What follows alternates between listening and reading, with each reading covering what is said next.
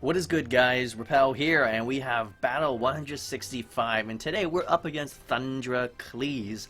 Sorry if I mispronounce your name, but damn, this guy was, well, pretty amazing. Not gonna lie. He has such, like, I'm so lost in words, and I know, like, every battle I always over-exaggerate. Well, no, I am not over-exaggerating. Like, my opponent's team. Like, look at it. OU, OU, OU, OU, OU, Uber. Like, freaking Jesus. And, if you look at his team, he has 3 Pokemon that can set up Stealth Rocks. Obviously, the Deoxys can go for Stealth Rocks. The Ferrothorn, and, of course, Landorus. There's just no way for me to predict who he's going to lead off with to set up some hazards, you know? So that's why I'm going to lead off with Rotom-H, actually. And there's a very good reason why I would lead off with Rotom-H. So there you go, Rotom-H out, and my opponent, yes, is going to actually lead off with the Deoxys. Terrifying, absolutely terrifying. These things can learn so many moves. I didn't care. I went for a trick, because I knew for a fact he was going to go for Stealth Rocks, or maybe Spikes. And I did get a red card. That doesn't really benefit me too much, but that's okay. Red card is actually a very sweet item, but it doesn't really work that well with Rotom-H. However, now that he is trapped into Stealth Rocks, he has to switch out. And that gives me a free Volt Switch.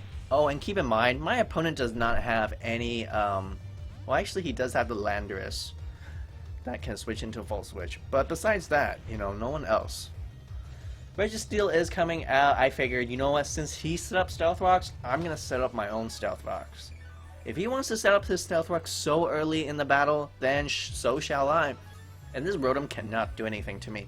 His Hydro Pumps, his Volt Switches won't do that much to me. He can go for a Will-O-Wisp, yes. But, I mean, I'm not really, like, a heavy-hitting Registeel. I'm just here to set up some Stealth Rocks. And, frankly, that's it. So we both have leftovers. This Rotom and, of course, you know, my own Registeel. We both carry the leftovers, which is totally not uncommon, you know? You see leftovers on Rotom. It's just like a bread and butter thing. He's getting out of here because he knows for a fact he can't do anything. He went for a burn, and that's the most he can do. And I figured, you know what, I'm just going to go for the Seismic Toss. Because he has that levitating Rotom and a flying type Landorus, so I'm not going to go for an Earthquake. I'm actually going to go for a Seismic Toss. And yeah, I'm going to get hurt by Iron Barbs. And we'll see if this Ferrothorn is carrying the Rocky Helmet. And as a matter of fact, he is carrying the Rocky Helmet. Oh dear, no good. So, Steel type versus Steel type. And I do have a common question of the day for my viewers. Yes, what is your favorite Steel type Pokemon? Please leave it in the comment section. Do it. Do it right now.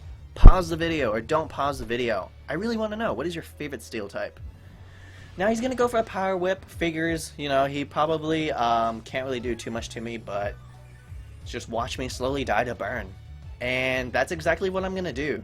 Like, look, my Registeel is already at 32 HP in only, like, what, like a mere, like, 2 or 3 turns.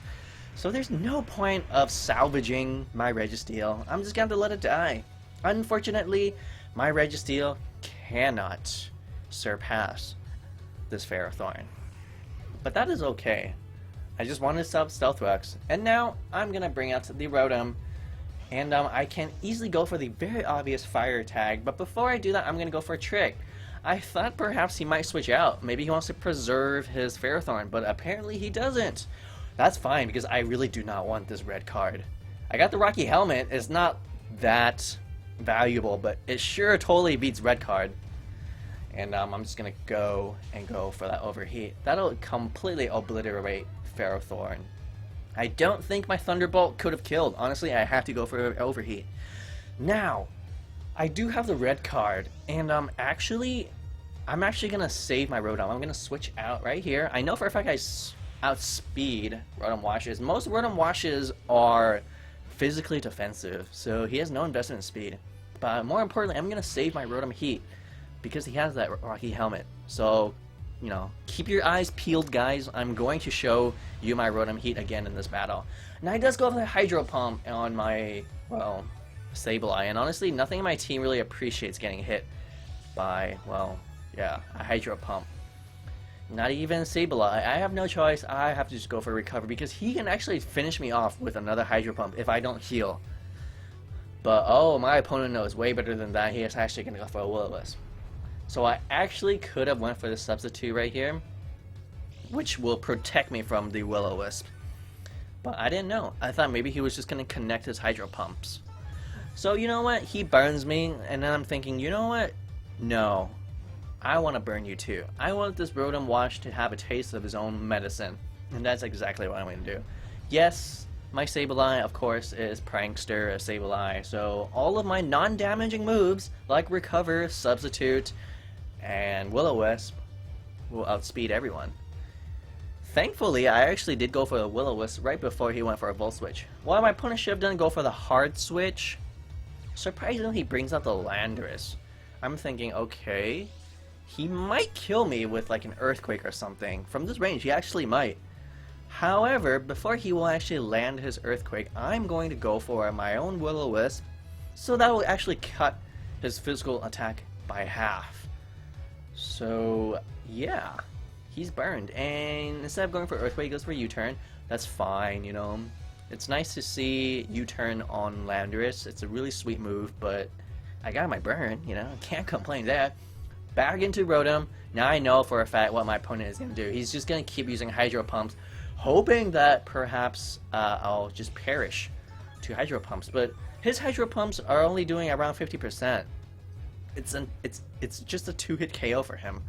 Maybe 3-hit KO too.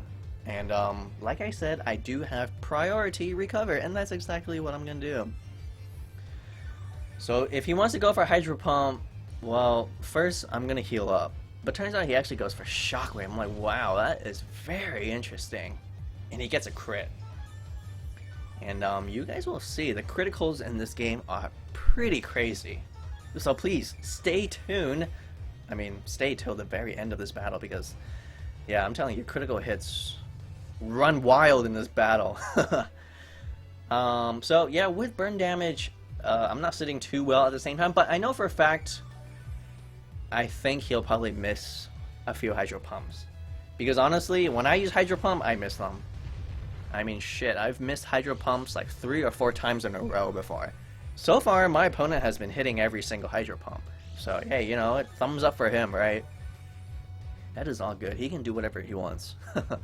But this burn is slowly killing him. And this Rotom does not have Rest, nor does it have Pain Split.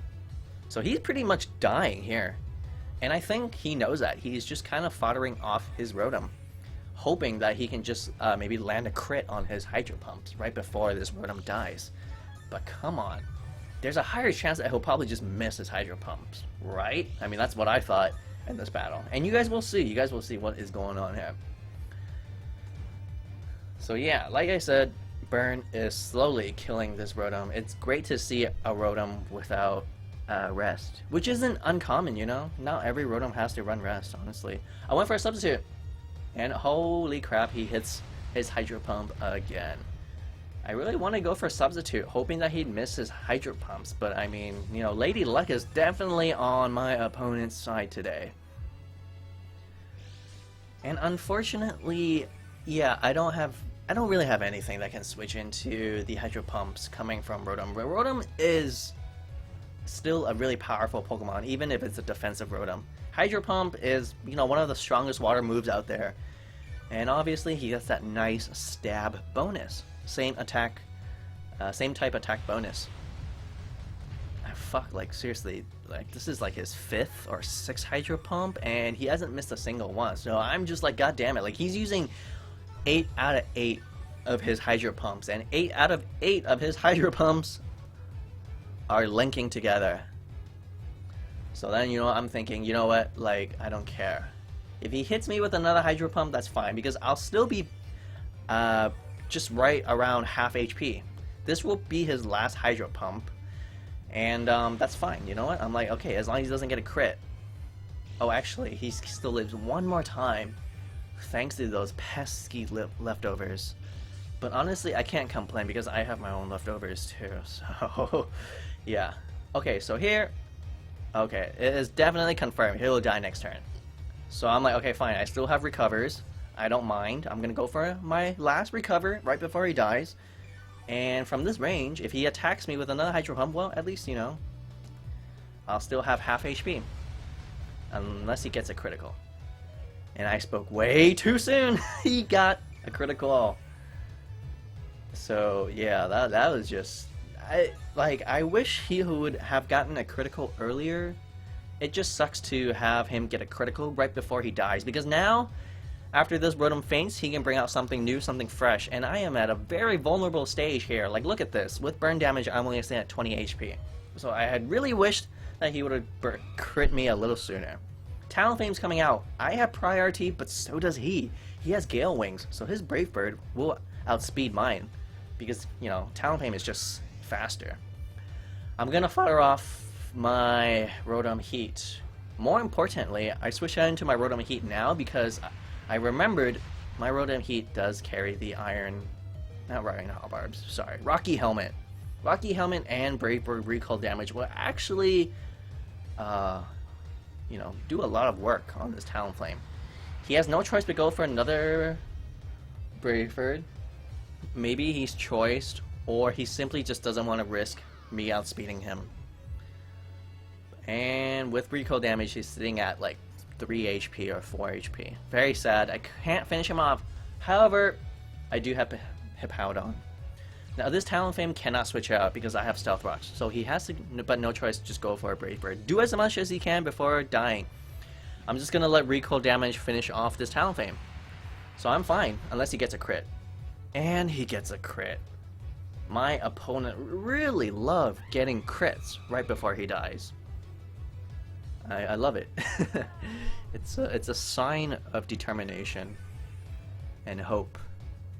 And you know, what was supposedly, you know, Brave Bird that was supposed to do around like 40 to 50%, well, it did like, you know, like 60 or 70. But that's okay. My HP isn't that bad right now. Landorus is coming out. I did burn him, so I'm questioning, like, what can he do? Turns out it's a mixed Landorus, which is actually not uncommon at all. I've seen so many special attacking Landoruses these days. I did not expect him to go for Grass Knot. That's why I comfortably just went for the Curse instead of going for a Slack Off or even switching out. So I'm kind of like, I'm a little bit scared here. I'm hoping that he will not finish me. He does have a chance to finish me with a high damage roll or maybe a critical. You know, my opponent is getting really awesome criticals lately. Unfortunately, he could not finish me, so that gives me opportunity to go for Slack Off. And guys, this is where Hippowdon will shine. So I figured his Grass Knots are doing around just like 40 to 45%. So technically, my Slack Offs can out-heal his Grass Knots. So I figured I can probably just keep staying in and go for a few more Curses and some Slack Offs. Unless he gets a critical. Now my opponent has been getting pretty awesome criticals, so it's not surprising. If he gets a critical, you know, he'll obviously just finish off my Hippowdon before I can even go for more Curses. He's not giving up. The tenacity in my opponent is ruthless. But I didn't care. I love it. I love Slack Off. It's such a great move. It's not affected by weather, and the animation is just hilarious. So there you go. Now I'm pretty much at full HP, so I can comfortably go for more, like my third Curse here. So there you go. My opponent is just getting walled left to right. You know, first my Sableye, now Boogers.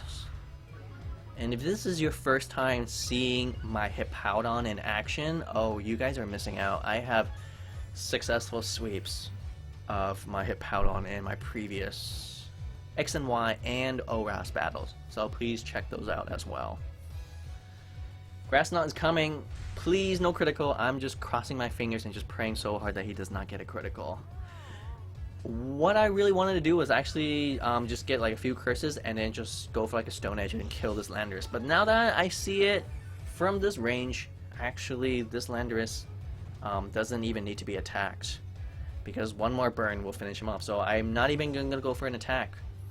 I actually could, but look, that Grass Knot took me back to half HP. And he still has like the rest of his party.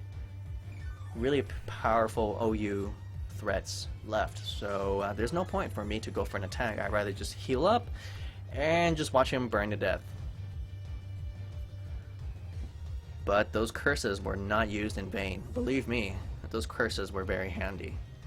Now he's gonna go for the Alakazam. Very powerful Alakazam, you know, special attacking Alakazam hurts like a bitch. Turns out he's gonna go for Focus Blast. And he lands it, but it's not gonna hurt me too much because I'm actually especially defensive. Oh yeah. Why else do you think I took those Grass Knots so well? And of course, my Earthquake will one-shot Alakazam. I mean, it should. I went for curses so many times, right? Now, my opponent is going to go back into Deoxys. Keep in mind, I successfully swapped this Deoxys with a Choice Scarf. So whatever he's going to do, he'll be stuck in it. Now, he did go for Psycho Boost. Very admirable. Very admirable. Most powerful, like, psychic move out there. But is it going to do anything to Boogers? No, no way.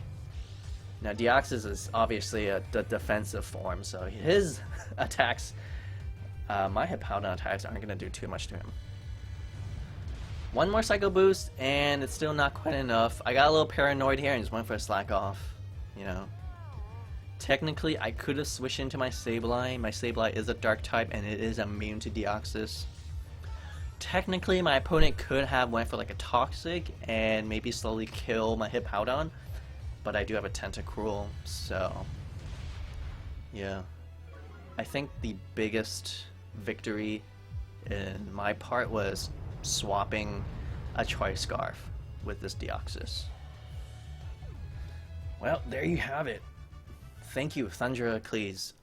Really awesome team you got there. And please, guys, hope you guys enjoyed this battle. If you guys like Hippowdon sweeps like this, please let me know by liking this video, and please also comment the question of the day: what is your favorite Steel type Pokemon? Thanks for watching, everyone. See you guys next battle.